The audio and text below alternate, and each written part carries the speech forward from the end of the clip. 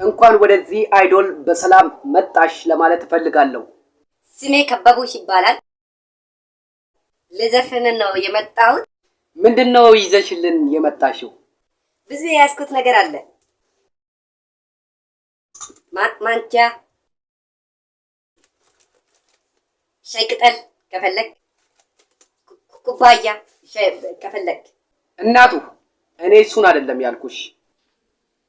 ምን አይነት ዘፈን ነው ይዘሽልን የመጣሽ? ሸበላው ሸበላው አታሳልፈኝም እንዴ? ሸበላው ሸበላው አታሳልፈኝም እንዴ? ሸበላው በጣም ምርጥ ነው ዘፈንሽ እናቱ። ውጪ ቀጣይ